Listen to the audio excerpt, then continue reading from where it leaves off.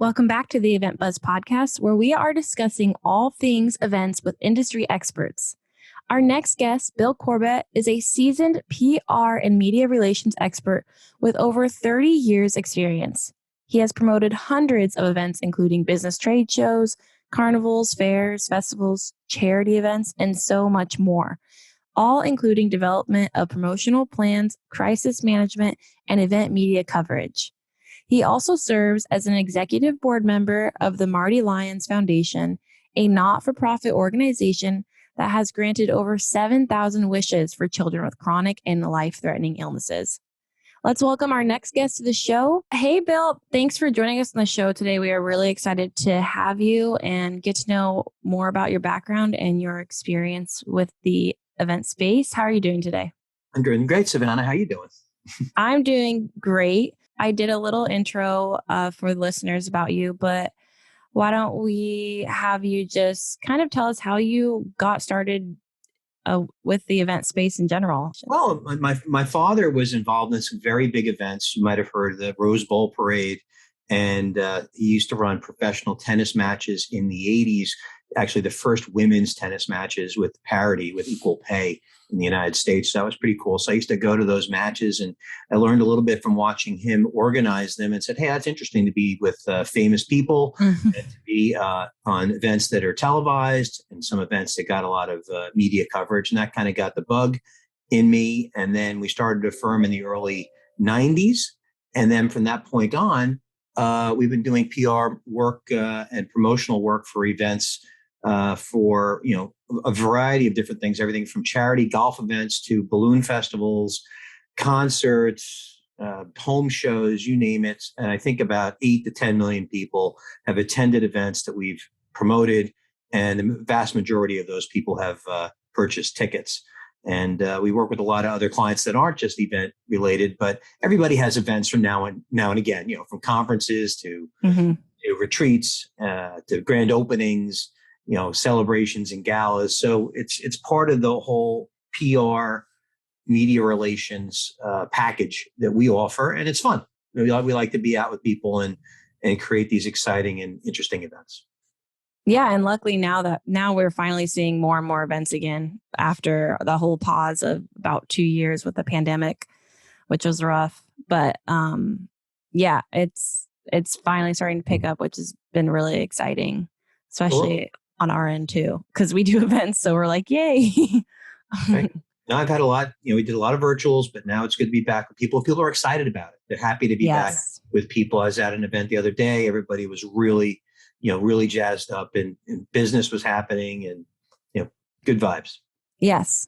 Okay. Awesome. So I wanted to start out by asking, basically, it might be a really broad question, but when developing promotional plans for events, where do you start? I know a lot of people, especially new people in like the event world, don't really know where to start because there's so many things you could do. Right. Well, my belief is it's never too early to start. You have to start, as far in advance as you can. And I like to create a calendar that starts literally the end date of the calendar is about a month after the event, right? Because there's things you got to do to wrap up the event, right? And then I work my way backward to where I am today. It could be 6 months, could be a year, could be a little over a year, right? And then we put some milestones in there for when we need to get things taken care of, whether it's media announcements or videos or things like that along the way. So that's the first thing is start early. And then I like to set goals, and I work with my clients to set their goals. So what is our goal? How many tickets do we want to sell? How many people do we want to have at our event? What type of event do we want to have? What's memorable about it? Why should people come? You put all that into a package or into a plan, and then that'll help you have a little bit of a roadmap to follow along the way to get folks interested in coming, especially if they're going to travel, from across the country. You have to, plan that out, well in advance, and then start the publicity part of it and figure out as part of your publicity, announcing speakers, announcing what's going to happen at the event, announce how to get tickets, pre-sale, all those interesting newsworthy events that happen along the way. We're primarily the the PR arm, the publicity arm of a event management. But we've done some event management ourselves. We've run many events, but we really, our forte is the promotion of those events to put people through the gate or people in the seats, as we say. Yeah, okay, exactly. And when it comes to public relations, which is, like you said, your area of expertise, where do events start with when it comes to attracting the media for the events? Because I know that alone can be pretty intimidating. Or again, another thing where it's like, who do I talk to? Where do I go? Well, certainly, there's so many different types of events. I've done everything from Comic-Con type events to charity golf tournaments with celebrities there to home shows. So it depends on the type of event.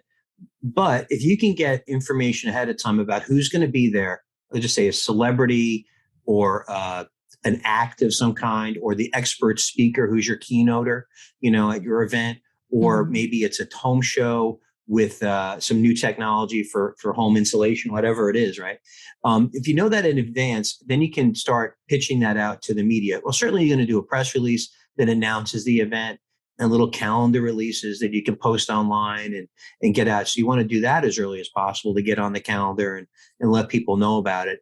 And then, a few months out, at least, I would say 6 months out, start contacting your regional media. If this is a consumer event where, local people are invited to come. If it's more of an industry event, it's more targeted. But if it's a consumer event, you want to reach out to your regional newspapers, your regional TV, and get them to understand what's happening and why it would be interesting to cover it.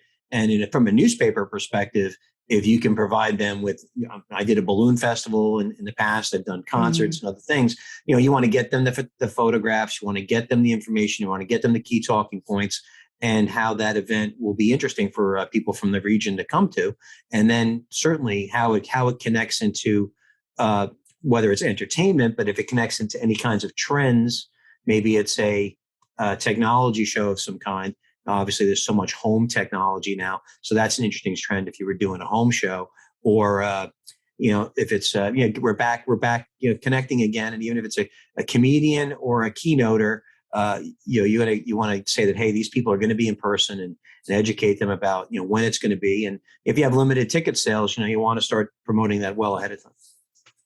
So when you are kind of pitching this idea to the media or different outlets you kind of want to connect with, you would suggest with this pitch to include as much detail as possible about your event, including like demographics, who's going to be there, talent, et cetera. Mm-hmm. Absolutely. You want to create some excitement, Yeah. And then what if I've worked with celebrities and others, and if whenever possible, we try to get some interviews ahead of time. I did work with William Shatner, from Star Trek one time. He did some great interviews for us, Lou Ferrigno from back in the days of the Hulk and some other people. So they were very generous at their time doing 10 or 15-minute interviews, well in advance. But same thing with some business speakers. I have a client speaking this week at a university. They're in the paper today to help boost some sales. So anything you can do ahead of time, and if you can get those people who are the people that others are coming to see, with a band or with an actor or whatever it is,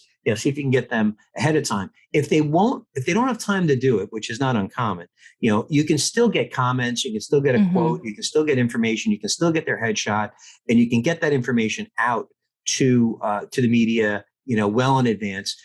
Obviously, as you get closer and closer to the event, the media is a little bit more interested in it than it's 6 months out. So you want to think about the long term, the midterm, and then the short term right before the event, and even the day of the event. If you can get, even the day right before, I should say, reach out to TV and other people to see what type of coverage you can get, especially if you have some visuals that you can present the day before.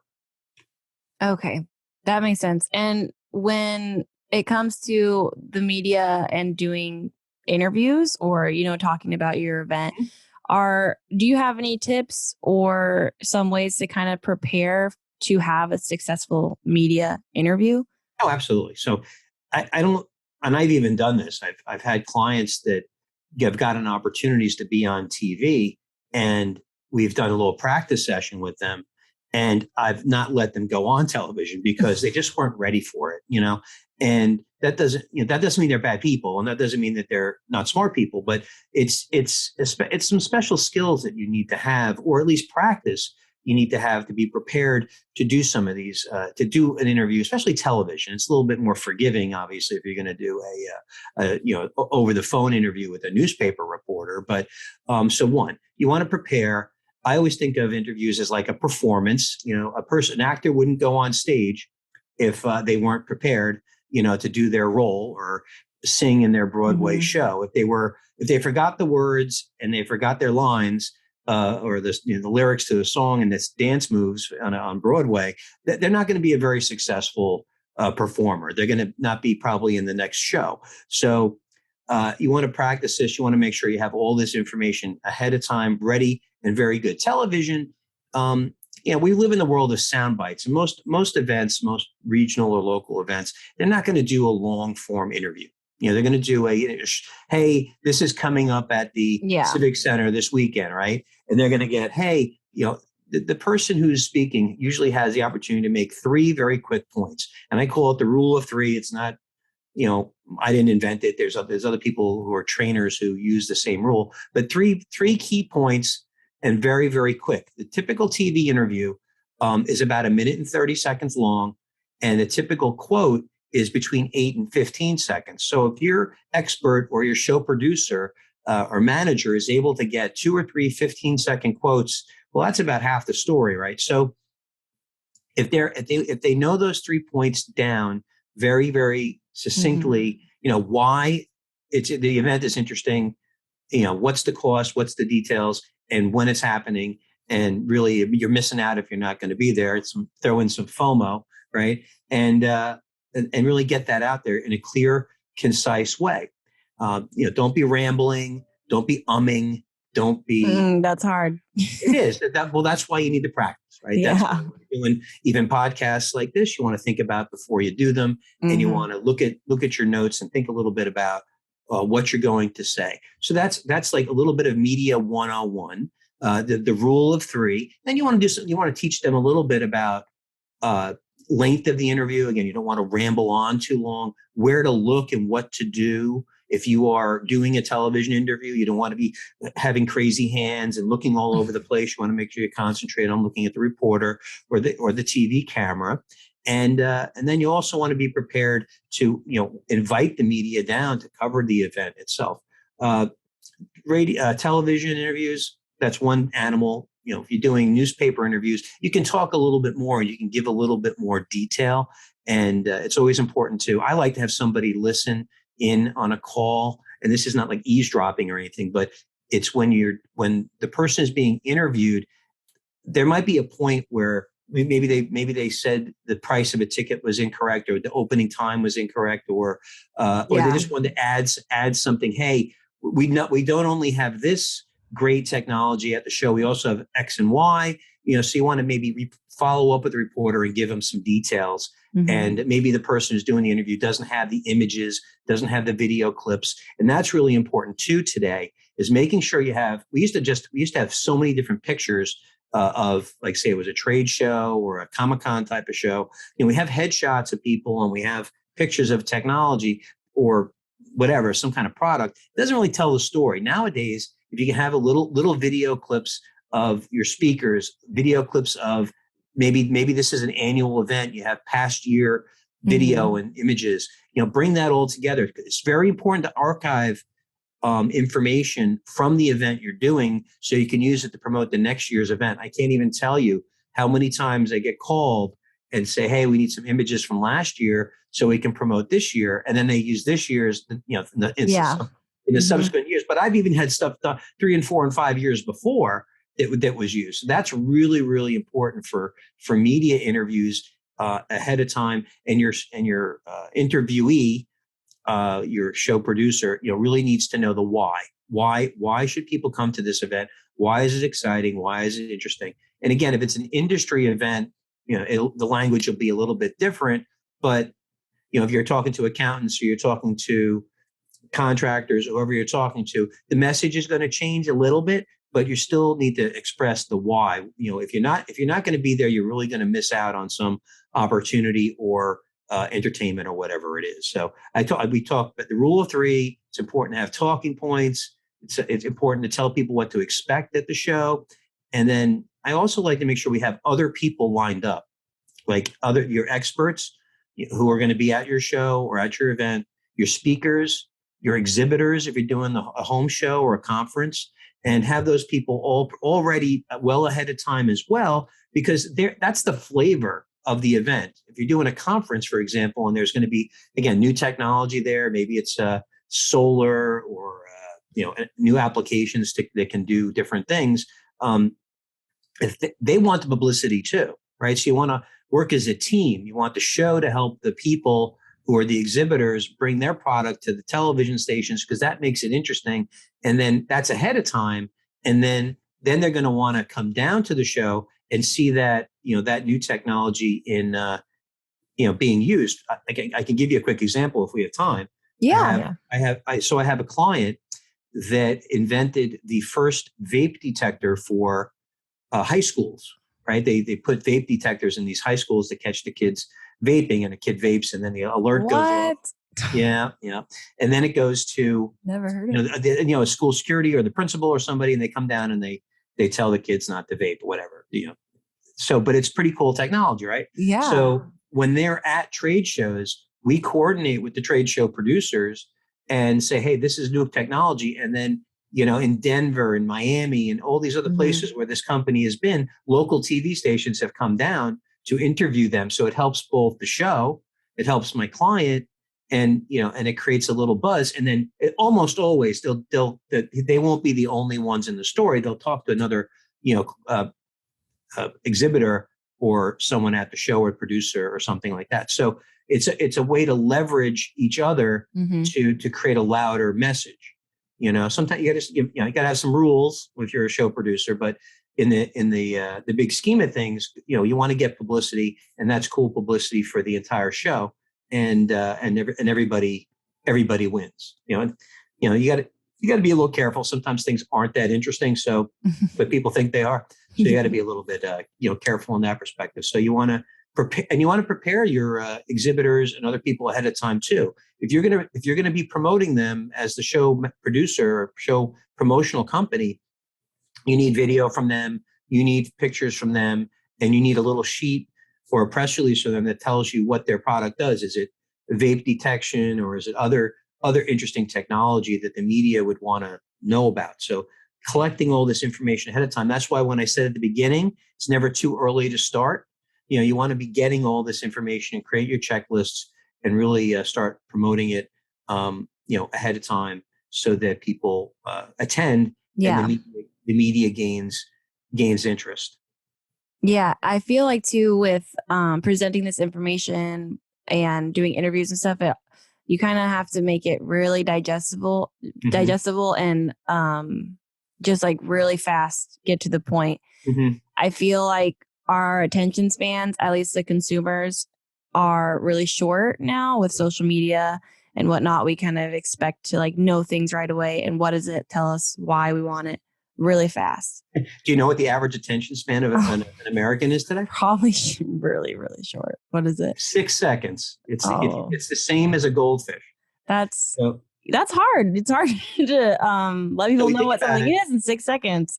It's hard to get a message out in 6 seconds. That's why those little videos on Instagram are like, at the longest, they're 30 seconds, so people lose their attention. So 6 seconds, people can only remember really 3 things. That's why the succinct points are very important. And think about it, even if you're at a trade show and you're talking about shows here, and someone's walking down the aisle, right? And your booth is 12 feet, 18 feet, whatever the distance is, someone's going to walk by that quicker than 6 seconds, right? So you got to create something, that's interesting that they'll look over at, for that to catch their attention, so that they maybe step into the booth and talk with the exhibitor. So if you're doing a conference or a trade show, so I tell them that's my spiel when I'm talking to them too. When you're creating your booth, it's got to be something that's eye catching and interesting for more than a few seconds, because that'll or people just keep walking. Yep, that's the most challenging part with anything when it comes to marketing and whatnot, is catching their attention in that short amount of time that we have. And I feel like it's going downhill because these TikTok videos are getting shorter, and then you just scroll down, like, no. So yeah, it's definitely a challenge. And I also wanted to just talk to you really quick. I was reading kind of about, I was reading your profile and throughout your website and whatnot, and you mentioned combining PR and personal branding. I was wondering if you could just expand on this and explain why having the two and having them together are really important. Well, everybody has their own brand. And I don't care if you are a salesperson for a company, you're a CEO, or even if you're the cashier. Everybody has a reputation. Everybody has an image that they project in the business world, right? So I believe that people must be cultivating and building their brand at all times. So that, I know LinkedIn is one of the things you saw, and with LinkedIn is a very important place for a person. That, again, doesn't matter who they are. And if you're, and I'm not belittling a cashier. A cashier is a good job. It's usually a starter job, but you want to be in a place like LinkedIn, and then that'll help you build your career. And it doesn't just mean externally build your career, like leaving from one company to go to another. It can help you internally within a company, because you create connections, you show people what you can do, and it projects it both to the internal audience and the external audience. So I believe that, one, you need to have a plan, just like we talked about a trade show or an event plan. You need to have a plan for your brand. You have to think about what you want to have for your career. What are your goals? What are your objectives?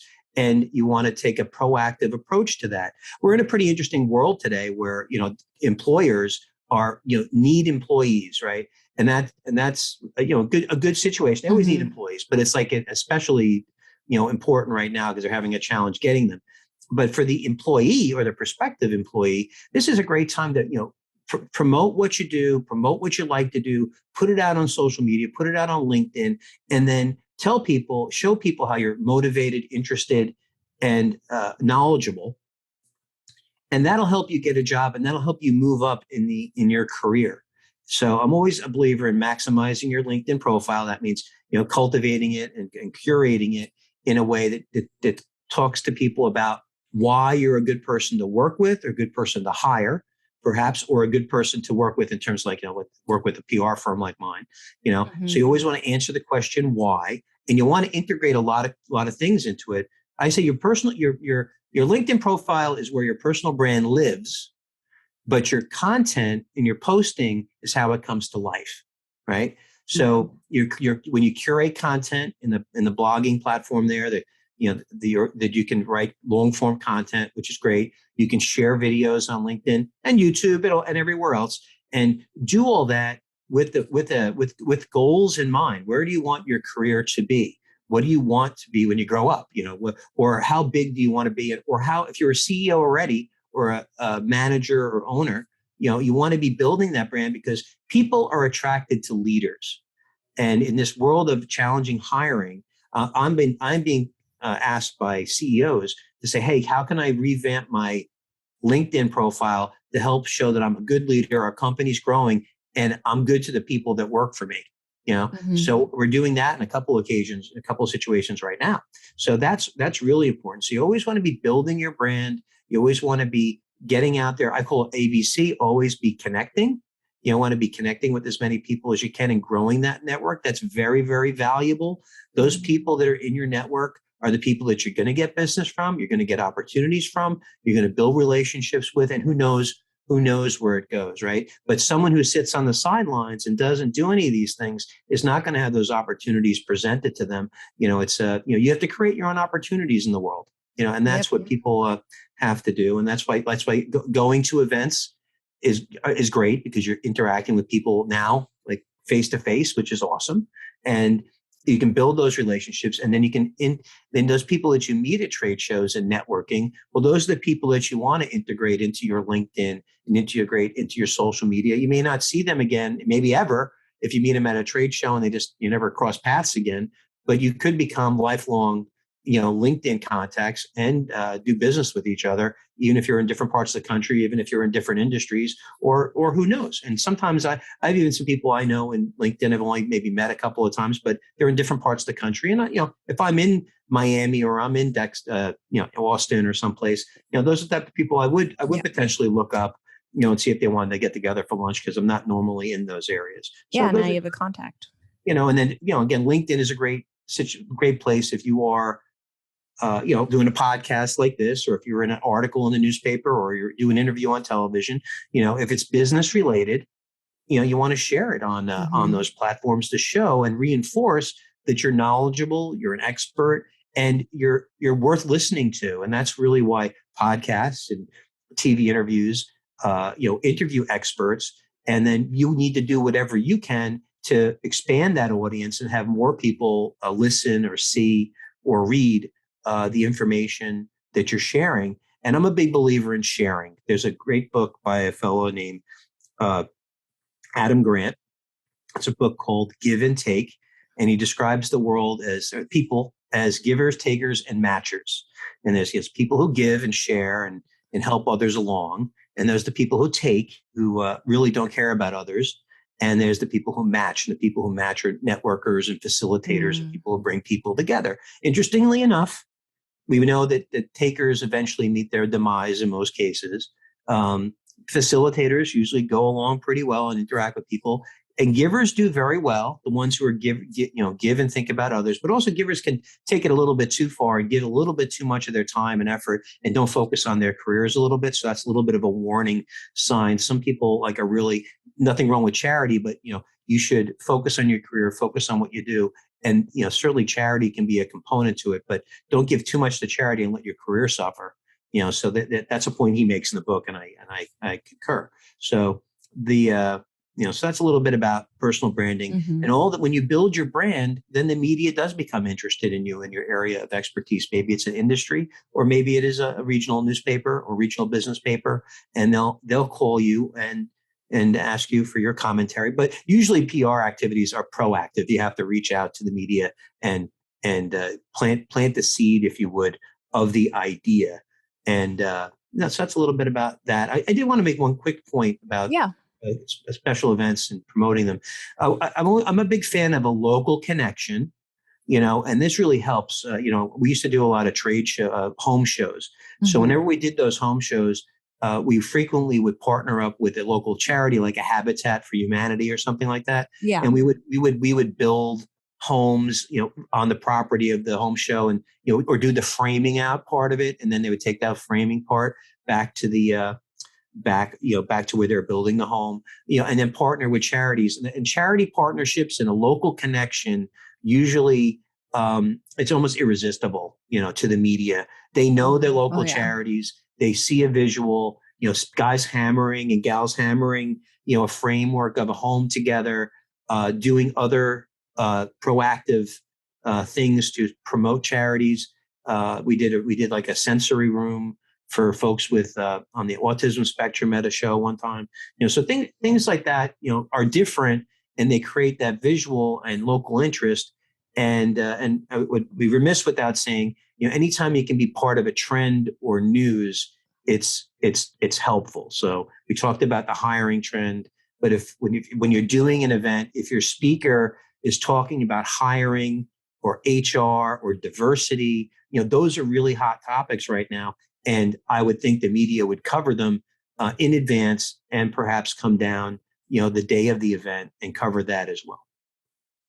Yeah, that's a great point. I feel like people are really attracted to events that are connected to a nonprofit or giving back, or even, partnering with local vendors or sustainability. Those are all other really important topics. I think it's just people want to help, and they want to contribute the way they can, and events that partner give them an ability to do so. So that's a really good point, and another way that you can attract, like you said, the media as well.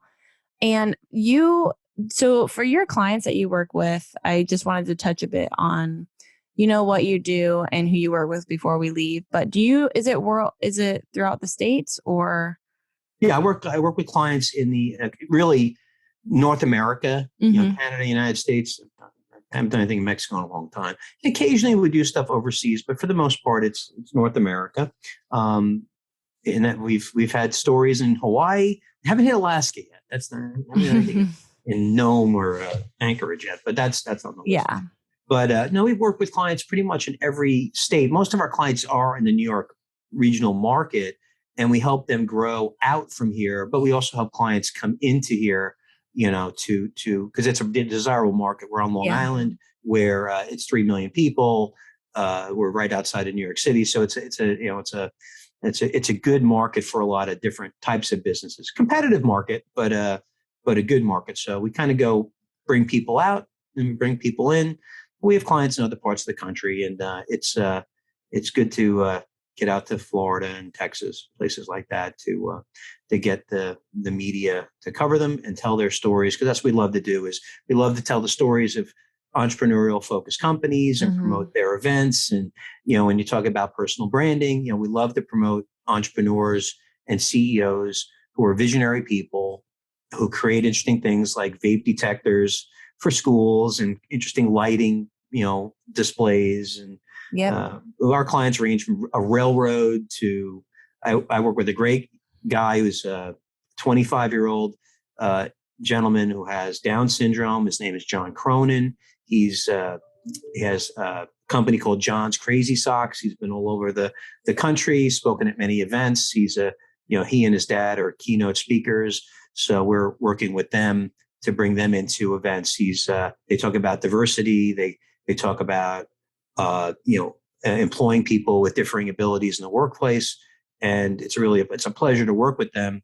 And they love to be sharing their message. And whenever they travel, like we were talking about before, if they're in Wisconsin, or if they're in California, or if they're in Florida, they attract attention. So that's a lesson that event planners can use, is say you leverage the power of your speakers, because oftentimes they'll help you get that coverage for your event, and they love to do it. It's a good partnership to have, but you have to plan it out in advance. So it's important for the speakers and the event promoters and the management companies to be in close contact ahead of time to know what expectations are. Yeah, I totally agree. You're reaching a whole new audience with your speakers and whoever you're collaborating with. So like you said, the more in advance you can do it, the better. These have been amazing tips and advice, and I know they're really going to help our event planners, because the media and the PR world can sometimes be a little intimidating. So this will help them know kind of where to start and, what it might look like for them moving forward. But I really appreciate your time today and hopping on this podcast with me. I really enjoyed it. Is there anything else you wanted to add before we part ways? No, I guess one last thing. It was really, really good. And I just want to let people know that you have to be prepared for problems. And we've done a lot of crisis management over the years, and a lot of it not really related to a lot of events we've done. But as part of that planning process, please think about what could go wrong and have a plan to deal with it. Because, these are sometimes they're large events with 10,000, 20,000 people, and things do happen today. So from a security perspective, we've dealt with the health perspective. But, a little bit of pre-thinking, like what would you do if something were to happen, is super, super important. I've had situations with weather events and power outages, and even some criminal activity with the stabbing one time.